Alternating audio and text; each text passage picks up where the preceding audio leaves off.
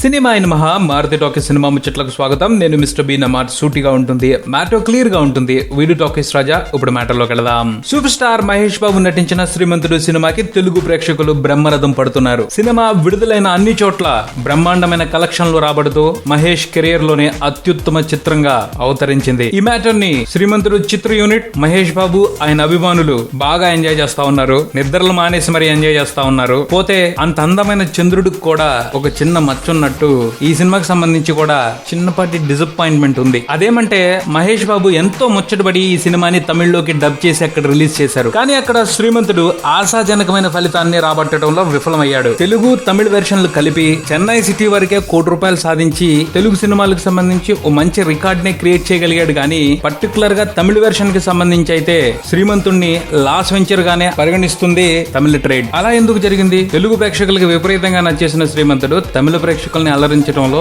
ఎందుకు వెనకబడ్డాడు అన్న దానికి సంబంధించి బోల్డ్ అన్ని విశ్లేషణలు వినిపిస్తున్నాయి. కొంతమంది తెలుగు విశ్లేషకులు ఏం చెప్తున్నారు అంటే, సినిమా సెకండ్ హాఫ్ లో విలేజ్ కి వెళ్ళిపోయిన మహేష్ బాబు క్లాస్ గా కనిపించడం తమిళ తంబిలకి నచ్చుండకపోవచ్చు. అలా కాకుండా మహేష్ బాబు కూడా లుంగి కట్టుకుని నానా రచ్చ చేసేస్తే వాళ్ళకి నచ్చేదేమో అన్నట్టు మాట్లాడుతున్నారు. పోతే దాన్ని కరెక్ట్ అని సమర్థించలేం. ఎందుకంటే ఇటీవల తమిళంలో వచ్చిన విజయ్ నటించిన కత్తి సినిమాని చూస్తే దాదాపు ఆ హీరో క్యారెక్టరైజేషన్ కూడా మహేష్ బాబు క్యారెక్టరైజేషన్ కి దగ్గరగానే ఉంటుంది. అంటే హీరో చేసేవన్నీ మాస్ పనులే, కానీ క్లాస్ గా కనిపిస్తా ఉంటాడు. శ్రీమంతుల్లో కూడా మహేష్ అలాగే బిహేవ్ చేశాడు, కానీ దాన్ని యాక్సెప్ట్ చేశారు. దీన్ని ఎందుకు యాక్సెప్ట్ చేయలేదు? కారణం ఒక్కటే, అక్కడ విజయ్ స్టార్, మహేష్ బాబు కాదు. మహేష్ వాళ్ళకి పక్క రాష్ట్రం స్టార్. మనకున్నంత క్రేజ్ వాళ్ళకి మహేష్ మీద లేదు. శ్రీమంతుడు సినిమాలో మహేష్ కాకుండా వేరెవరన్నా హీరో అయితే ఇంత రీచ్ ఎక్స్పెక్ట్ చేయలేం. ఆ ప్రకారం చూసుకుంటే తమిళ ఆడియన్స్ కి మహేష్ బాబు మామూలు హీరో అంతే. ఇదే ప్రధానంగా శ్రీమంతుడు సినిమా తమిళ్లో ఫెయిల్ అవటానికి కారణం అని చెప్పుకోవచ్చు. ఆ తర్వాత ఈ సినిమాని డబ్ చేసి తమిళ్లో రిలీజ్ చేయాలి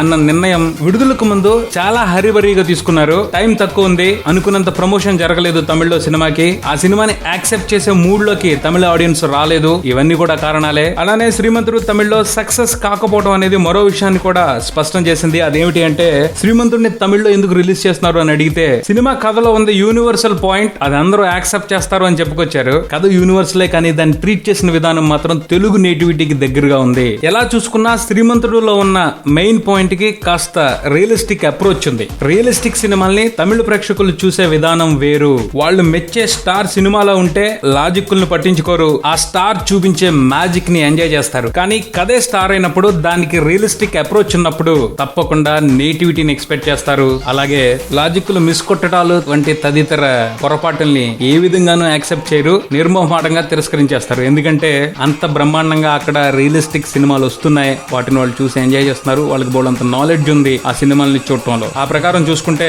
శ్రీమంతుడిలో క్లైమాక్స్ కన్విన్సింగ్ గా ఉండదు. అలాగే సెకండ్ హాఫ్ లో కొన్ని లాజిక్లు రియలిస్టిక్ గా ఉండవు. హీరోయిజాన్ని గ్రాండ్ గా ఎలివేట్ చేయడం కోసం చాలా అడ్వాంటేజ్ని లాజికల్ కి అతీతంగా ఉపయోగించుకున్నారు కొరటాల శివ. మహేష్ బాబు వాళ్ళ స్టార్ హీరో కాదు కాబట్టి ఆ విషయాల్ని వాళ్ళు అంగీకరించలేదని మనం అనుకోవాలి. ప్రధానంగా శ్రీమంతుడు సినిమా తమిళంలో సక్సెస్ కాకపోవడానికి ఇవి కారణాలని మాట్లాడుకోవచ్చు. ఇది బులెటిన్. మరో బులెటిన్ తో మళ్ళీ కలుద్దాం. Subscribe and keep watching Maruthi talkies. For మీ mister B and talkies Raja. Thank you.